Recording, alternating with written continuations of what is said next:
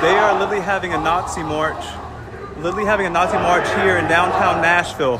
White supremacists talking about white supremacist neo-Nazism, talking about deporting folks and just racial hatred. This is what we're seeing here in Nashville. This is I Don't Speak German. Here we talk about the far right, their fellow travellers, and what they say to each other when they think we're not listening. The show is hosted by Daniel Harper and me, Jack Graham. We're both he, him. Be aware, we cover difficult, sometimes nasty subject matter, so content warnings always apply. Welcome everybody to it's a new sort of thing. We spur of the moment thing, really. We decided to do a quick reaction to a news story. I'm here with Daniel, firstly. Hi, Daniel. Hello, Jack. And audience.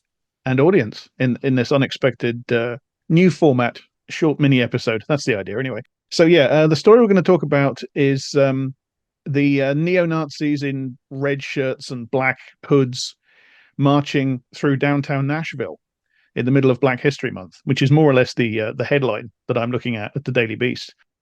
And I thought I'd just sort of intro it, in case you haven't heard about it, by reading a short bit from that report. It's by senior reporter Kate Bricollet. I hope I'm pronouncing that correctly.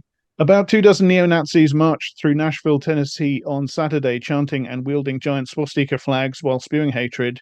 The white supremacists dressed in red shirts and are apparently part of the Blood Tribe fascist group. Chose Black History Month to trek past a row of downtown restaurants and retail stores. And the cold open that you heard at the start of the episode was Representative Justin Jones, member of the Tennessee House of Representatives. Justin Jones, who you might remember as one of the Tennessee Three from the thing last year, where 3 lawmakers in the Tennessee House of Representatives were expelled briefly. They got back in. Were expelled for protesting Republican gun laws, targeting one of them is a white woman and the other 2 are black Americans, in a very obviously racial overtones to that event. But Representative Justin Jones is the person you heard at the start speaking in a recording that he made of these people marching through the streets and put up to X. He also made some remarks to the Daily Beast that are quoted in the article. Racist immigrant rhetoric from his Republican colleagues is helping to normalize hate groups. They're normalizing this so that these types of extreme manifestations of white supremacy feel comfortable coming out into the streets. And that's the report. I'll link to it in case you want to read the thing in full. But I thought whenever I see something like this, I immediately think, well, I expect Daniel knows all about these people. I expect he knows exactly who these people are, all the details. So, of course, I messaged him and Daniel said, oh, yeah, I know about that. So what I thought, Daniel... I think what happened was you sent this to me like at 5 a.m. my time or something like that. And I was in the midst of my middle of the night. I often have trouble sleeping. So I wake up and just check my phone. And then you messaged me then. And I went, oh, yeah, I saw that in my previous time being awake at around 2:30 in the morning. And that's Blood Tribe. I'm very familiar. There. And also... And then I gave you some details, and you were like, "Well, this sounds like an episode," and so that's why we're here. But sounds like an emergency mini episode. That tells you what my sleep schedule is like most of the time these days. It's like I just woke up 3 times a night and check Twitter. That's just what life. That's what life has been for me for about 7 years at this point. So Speaking of Twitter, or the site formerly known as Twitter, you sent me some links to reactions to Representative Justin Jones' post about this. One of them is from the lovely Amy Therese, where because the language that Representative Jones uses is, as you heard, just left an event honoring black sorority and spoke of the need to unite against the rising tide of white supremacy, only to be confronted by Nazis marching through downtown Nashville. And Amy, very, very humorously, says, oh, alas, he wasn't actually confronted by anyone at all. But there's more to that than just snark, isn't there, Daniel? Because there's a lot of this sort of nose tapping, oh, this is suspicious, this is weird stuff around this post. Like there's one directly below it from somebody, I don't need to read the name, but I'll read the tweet. There's no Antifa present. This is not a counter-protest, no police lines. If these were not permitted protests, then there's no arrest being made. The march of at most a few dozen people, just a politician happened to run by that on exactly the right time to film it. What a coincidence. I used to live a couple of hours from Nashville. I've been to Nashville. I've probably walked down that street that they were walking down. The state capitol is it's like blocks away from that location, as I recall. Like it is not unusual to find like, lawmakers walking around downtown Nashville.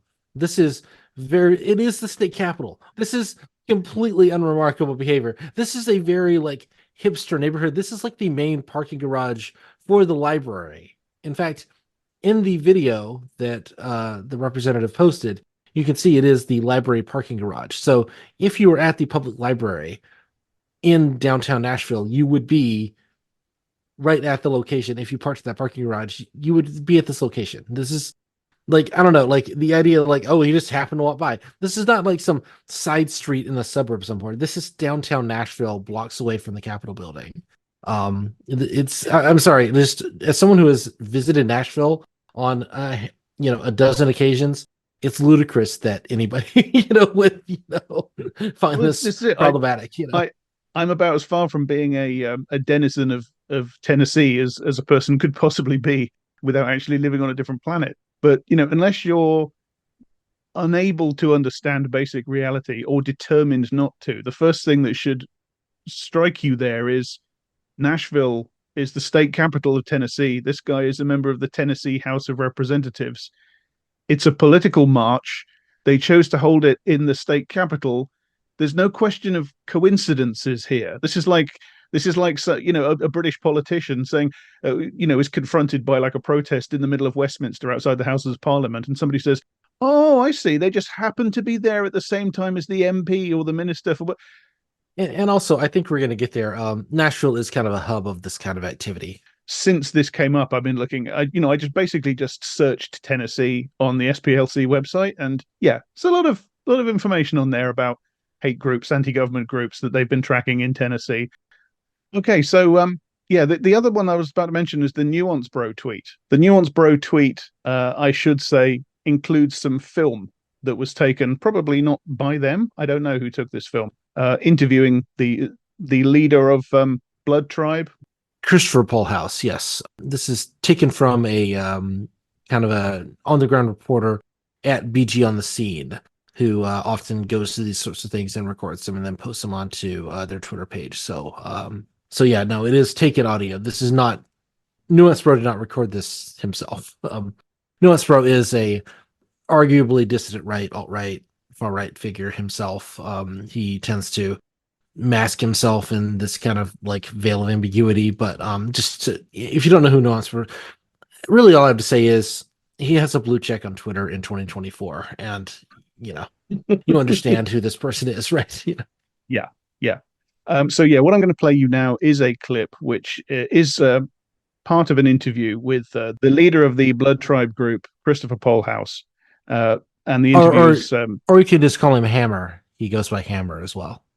Hammer. Okay. It's an interview with Hammer from BG on the Scene. Christopher, there's a presidential race going on right now. Are you going to vote in 2024? What do you think is going to happen? My vote is useless. I think Biden's better than Trump because he sends rockets to Ukraine. In support of Ukraine, you mean? Hell Ukraine. Hell Azov. Love Ukraine. Hell Azov. Tell me this, Christopher. Come back to sing your fucking dreidel, you fucking reborn slave. Slava Ukraine.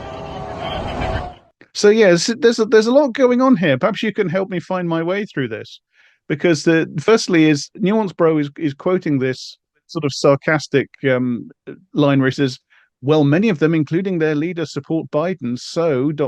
which is obviously a dig at Justin Jones, which is interesting. And then there's more sort of conspiracy stuff underneath. Oh, it's obviously staged. It's the feds and so on and so forth. And then there's the interesting content of the interview. So Blood Tribe is sort of the brainchild, as I understand it, and I have not done a deep dive on Blood Tribe. One of the things that I really don't do is really talk much about like the on the ground groups like in detail, mostly because I don't follow these people. I don't actually go to these demonstrations. If I could, if you guys will pay me to fly to these things, I would absolutely fly to these things and and cover them. But like there are other people doing it on the ground, and really what you want is local reporting on this stuff. So like I don't consider myself like a world-class expert on it, but I do know who Blood Tribe is because I follow this stuff enough to, Christopher Paulhouse has been interviewed by Christopher Cantwell. That may be a future episode where we go through that because that's a train wreck and a half. But Blood Tribe is sort of Christopher Paulhouse's like brainchild. He's the leader. These guys are very recognizable. They've been doing this for years, since I want to say since like 2020, maybe 2019, but it may be a little bit more recent than that. But they are very recognizable because most of them, aside from Paulhouse himself, who has a number of face tattoos, so he's very recognizable. Wear a full like black mask, and they have like identifying like red, either long sleeve shirts or t-shirts, and they tend to be like a very identical shade of red. And if Jack will share the tweet, the full tweet that is that he played a bit of audio from, you can kind of see some of those shirts, and they do that intentionally to make themselves very recognizable.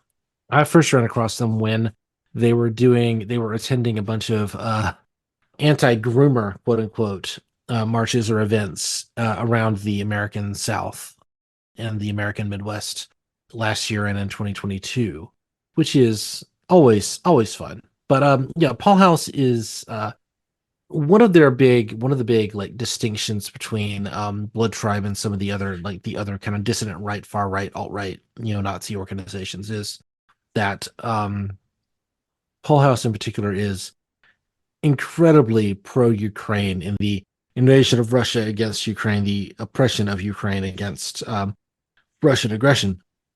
And that is because Paulhouse absolutely believes in the philosophies or the ideology of the Azov Battalion, which I don't think he really understands the internal details of, but he definitely sees the Azov Battalion as like full-on Nazis, working under a swastika flag.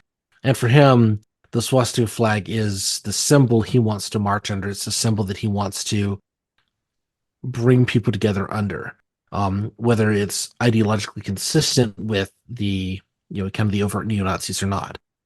So he uses a loud voice. He uses an in-your-face, a confrontational approach in order to get that tiny percentage of people who will be attracted to that message. And that sort of on-the-ground activism is meant to pursue that agenda. He is one who, and I'm kind of going by the interview with Cantwell, he kind of sees ultimately the system, our society is going to collapse. And then like ultimately somebody has to take charge. And then he's going to have like a group of people who are going to rise up from the ashes in the aftermath of the collapse, because they're going to be proper Aryan men, et cetera, et cetera. In terms of the like Fed accusations, that's something that always happens with the clearest example of this is Kelly J. Keane in Australia. I don't know if you remember the event in Australia where Kelly J. Keane, aka Posey Parker, that's her real name, visited Australia, did an anti-trans event, sort of gays against groomers, gays against trans, it's the LGBT without the T kind of event.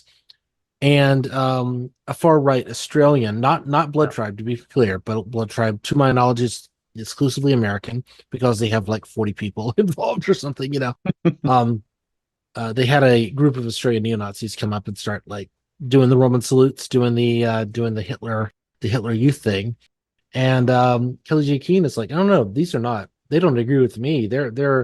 These are people trying to make me look bad, trying to make me look like a bad person. And it's like, no, they agree with you completely, right? And so whenever these kind of like far-right groups who are protesting the same things that mainstream conservatives at this point in the United States, and it strikes me as, I'm just going to, as a side, the idea that like Matt Walsh doing a thing in Nashville, like literally like miles from where this event was happening that we recorded, Matt Walsh did the rally against the mutilation of children or something like that. I don't know the exact language, but did that miles away from that, and then would reject someone like the Blood Tribe coming up and saying like, we're part of you because we also agree with you, but we're waving a swastika and therefore they must be feds, right? Yeah. In terms of like the mainstream response. there is this like kind of complicated dance that these guys are playing together in terms of the ultra far right. The Blood Tribe wants to glom onto these events to get people further to their cause, to their explicitly neo-Nazi cause. And the more mainstream right wants to do the terrible thing, but absolve themselves of the Nazi rhetoric that they themselves are spreading. And so when the Nazis actually show up to agree with them, they have to distance themselves for them.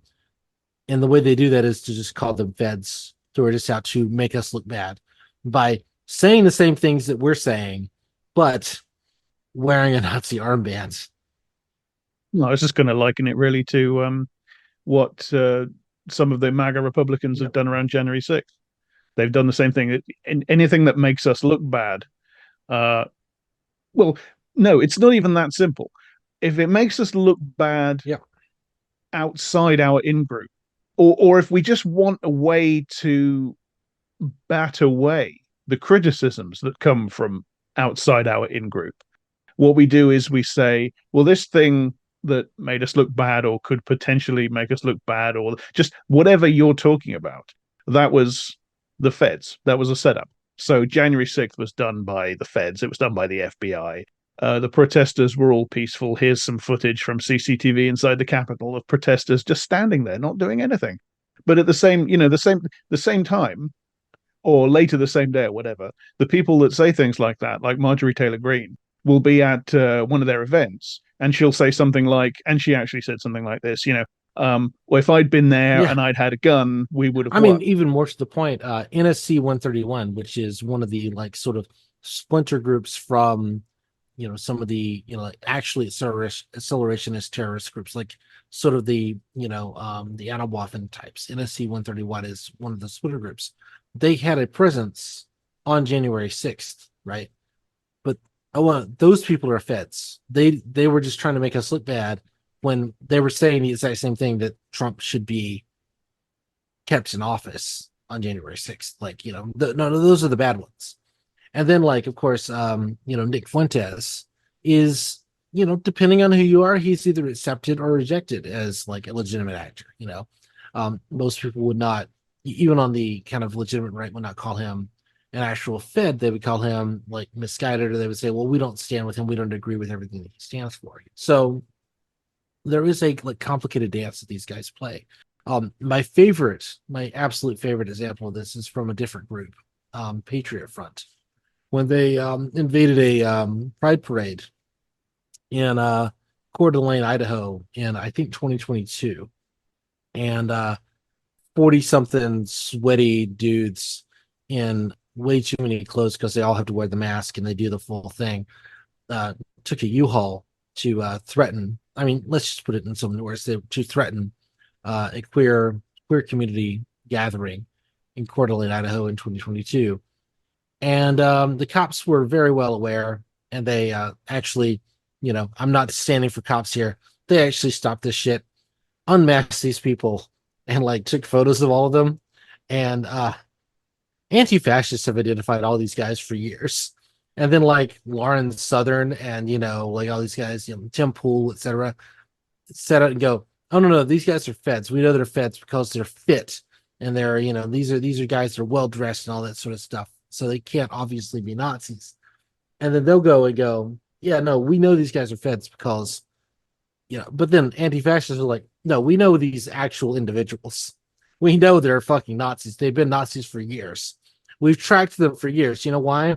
Because we actually do our research, Blood Tribe, very few Blood Tribe members have been identified to my knowledge. I'm probably not in the circuit of like, maybe some of these guys have been. Certainly Paul House is. I don't know, maybe he's paid by the feds. It wouldn't surprise me that he's paid by the feds, but he's not paid by the feds to make like the moderate right or the distant right or whatever look bad. He's just a Nazi, full stop. And he's not saying I support Biden because he actually supports Biden. He's saying I support Biden because Biden is funding, the Biden administration is providing money to the Ukrainian defense against Russian aggression, and therefore Biden must actively support the Azov battalion. it's buried in so many levels of irony and rhetoric that it's hard to get through without like outlining it, you know. It's weird because he's bought the Russian propaganda narrative and the right wing propaganda narrative about Ukraine that people use to justify Putin's invasion or to sow seeds of doubt and confusion around the issue, which is, Ukraine is a Nazi state, or it's nearly a Nazi state. There's Nazis in power all over it, and so on. Here's the Azov battalion. He seems to have just completely bought that narrative. So it's on the surface anyway. It sounds like he's supporting Ukraine against Russia on Nazi grounds. It's ironic enough.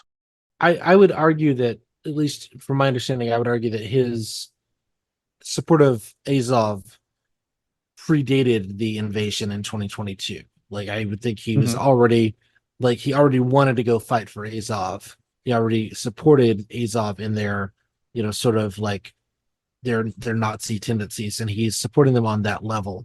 And so, like, saying I support Biden is less about like the more complicated narrative that the right is trying to sell, and more about, well, they're flying under a banner of a swastika, and so therefore I support them, and they should go kill as many people as possible who are against that like Nazi agenda. So it is this sort of almost this like parallelism to tankies in a way of like, exactly. Well, we support North Korea because they oppose, like, we support, whatever, battalion in North Korea, or whatever battalion in, whatever oppressive state, because they're against NATO hegemony, right? Yeah. And so he's just doing the very dumb mirror universe version of that, which is, it really is not that to say simple and that for our stupid. audience that the U.S. should invade North Korea. That's not at all what I'm saying.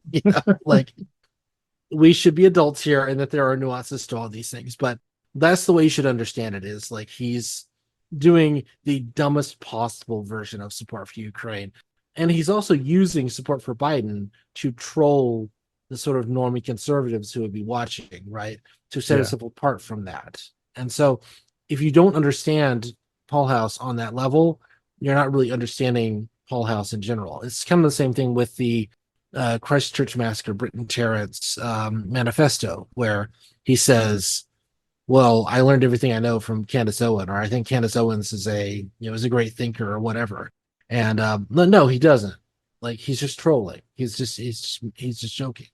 This is meant for his particular extremely far right audiences with him, and to the people who are against him but might be persuaded by his like hardcore stance. So I want to play a clip of a guy that confronted the marchers, the Blood Tribe marchers in the street. What he does is he gets his phone, obviously, and he just follows them down the street. And there is a serious point that I want to ask you about lurking behind this, but also it's just very funny. Where's your faces? Where's your your faces? Cowards! Cowards! All of you! Cowards! Show me your faces! Where's your face, you cowards? Show me your face! Show me your faces, cowards! All of you! Cowards! And cowards! Where's your face? Where's your face? Show me your face. I don't even know who you are. This is my face. Let's go. So, firstly, hero. Yeah. Secondly, why are they wearing masks? Why are they wearing costumes? Well, because they don't want to be doxxed. Is that simple? Like, it's not that much. Well, you wear the uniform so that you show you show strength, right? You show strength in numbers. And when you have like 40 guys walking through downtown Nashville, wearing identical clothes, and it's intimidating. You don't want to, if you are a African American representative, state representative in Nashville, you don't want to be confronted by that. Sorry, Amy Therese, he was confronted by a group of Nazis. And if Amy Therese was walking around in wherever she lives in Australia, and a bunch of masked Antifa walked around, she would also say she was confronted by Antifa, even if they said nothing to her. So, like, that's sorry, just wanted to deal with that bit of bullshit. Sure. But yeah. no, But what she means is it's a shame he wasn't lynched. yeah, basically, yeah. Well, they didn't confront you, but they should have. That's kind of what she is implying there. Or you're a 6-letter F word for even caring about this, because I think that's what Amy Therese is saying is like, you all are a bunch of snowflakes. These are people with legitimate political grievances, and the fact that you clutch your pearls over them being in your, on your streets is you just not being able to understand reality or not being able to tolerate difference of opinion. At least that's the guise she puts it under. Yeah, no, they don't want to be doxxed, because what scares these guys is ultimately like people knowing who they are and where they live. And you can put that as, well, they're scared to lose their jobs, they're scared to be out to their family, they're scared to be out to their friends. But really it's this implied threat by this terrifying specter of Antifa, that Antifa is going to, just like a spirit sucking mechanism, just come and like steal your soul from you if they know who you are. I mean, it is like nerds sitting on a line and looking through databases and searching Facebook and going through, Gab threads and stuff, Discord leaks, and figuring out who people are. Like, that's the thing they're absolutely terrified of. It's people who are looking in the places that they don't think they're looking, not to not to pat ourselves on the back or anything, but that's what these people are scared of. Yeah. It's this weird dance of wanting to have this big public performance of strength, and also at the same time wanting to be anonymous, and so to escape any sort of social consequences for openly and publicly avowing these beliefs. And B, they also want to, as you say, they want to imply that they're in terrible danger from Antifa or whatever. I mean, I think I think a lot of them actually believe it. I think they actually do. I think they actually are threatened, and particularly in the aftermath of Unite the Right in August 2017, and the fact that so many of those guys went, barefaced, and were like identified immediately within days after their appearance in Unite the Right. And I think that like there is this like just generic fear of that kind of exposure, and I think that's a good thing. Like, yes, I don't know. As someone who does this stuff under my own name, who has suffered, some of the consequences of doing that, I think Nazis should be like. I don't think they should be scared for their lives, but I think they should be scared of future employment and of being exposed. I don't have a problem with that at all. Yeah. This group, since we decided to do this episode, I've been sort of doing some very light skim research on them, just really the first search results from sources that are worth bothering with, and they've been quite active. They've been on a bit of a kick lately. They've been active in Maine, they've been active in Ohio, they've been active in Florida, and now in Nashville as well.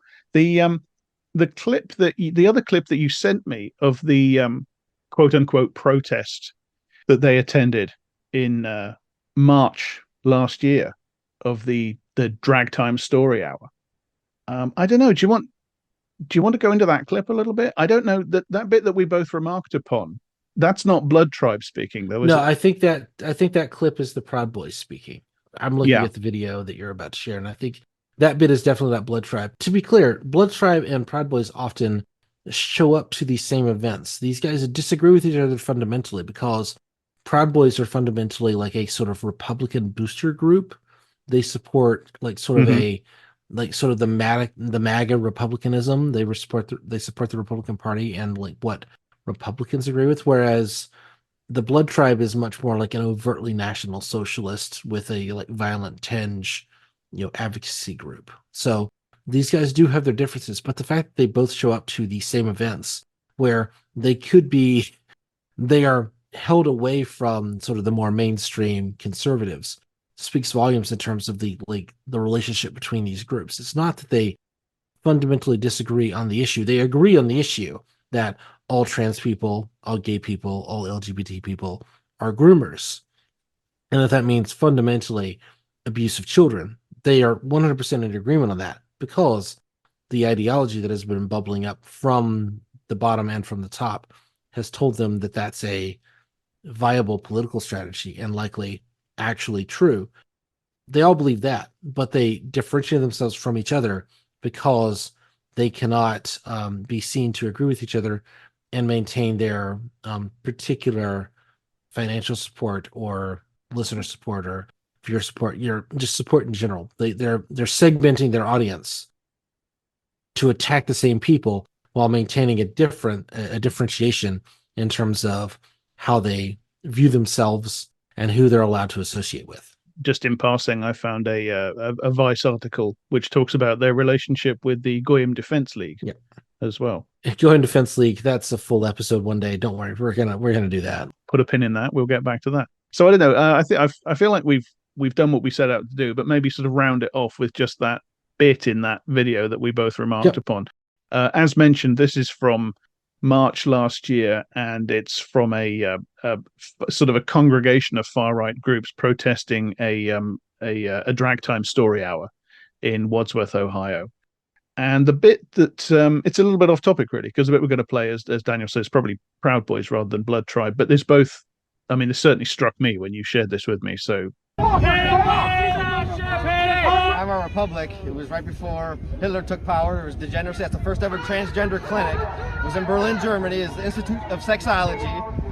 Albert Hirschfeld, a Jew, coincidence, I'm sure, started it, and the Hitler Youth burned it to the ground. They always tell you what books they burned. They always tell you they burn books. They never tell you what books they burned, and that was it. And the same stuff is happening today. So yeah, that famous sexologist Albert Hirschfeld. I mean, that's the least of it, really. His name was Magnus Hirschfeld. His name was Magnus Hirschfeld, yes. And Magnus Hirschfeld was a hero. Magnus Hirschfeld was a hero, for sure. No question here. By modern standards, his work had its problems, don't get me wrong, but he was, in his time, just an amazing human being. All I had to do is go back and look at IDSG 52, the only one that I did by myself, because I thought I was going to fuck that up completely, and I didn't want Jack to be involved with it.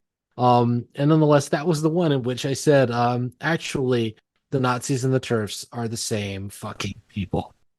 The Venn diagram of Nazis and TERFs is a circle, And what are these guys doing? They're saying, you hear this sort of Weimar Republic language very often.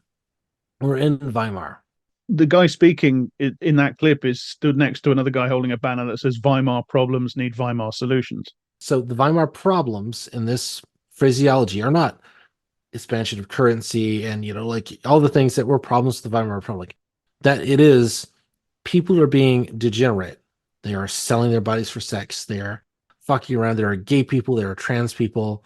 Magnus Hirschfeld is going off and like cutting people's dicks off. That's not what he was doing, but you know what I mean.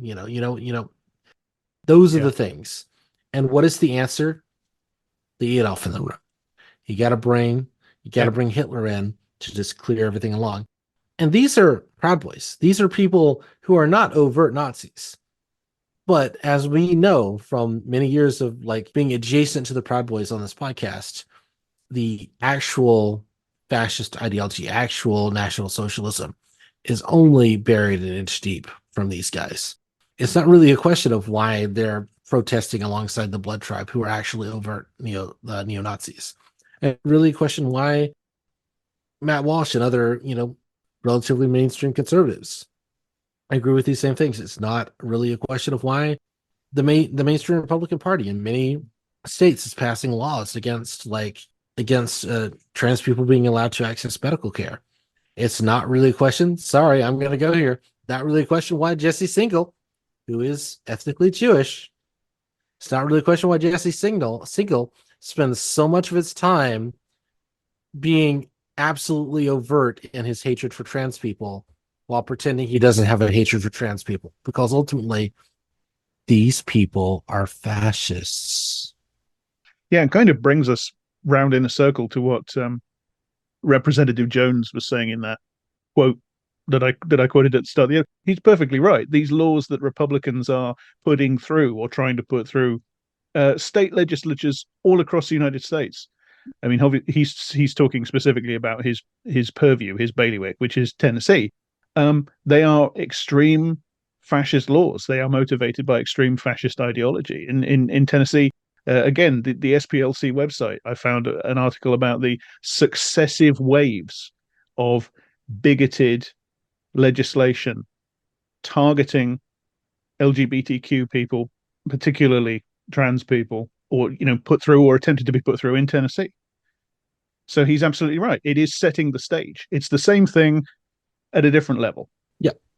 Pretty soon we're going to do what I meant to originally be our first big episode back, which is going to be entitled The Alt-Right Won. And that's going to be the thesis of that big episode, because I have a ton of evidence in that regard. It's really just the thesis of this podcast. So that sounds cheerful. Yeah. It's everything that we've said now, but with more documentary evidence. That's all it's going to be. Okay. And on that cheery note, we send you back out into the cold, dark world, listeners. Thanks for joining us for this bit off the cuff. You can probably tell, last minute improvised emergency short episode. I don't know. I liked this. I enjoyed this. I think this is good. I think maybe this is the admittedly rough template, but maybe the template for something we could keep I think doing. we're going to do more of these where Jack preps clips and then I respond to the clips. That's a really good strategy for me. Because I just show up and we prep in advance and we respond. So it's gonna be awesome. Yeah. No, we will do more of these, probably with a little bit more time. But I think this is the way we're gonna do news updates moving forward. Who knew that the Jimmy Dore two-parter was going to be the way of the future? I think there's a substantial portion of the audience who would really hate that to be the way for the future. But we will be doing more news updates in this form for sure. Well, that's it, everybody. Thanks for listening, and goodbye.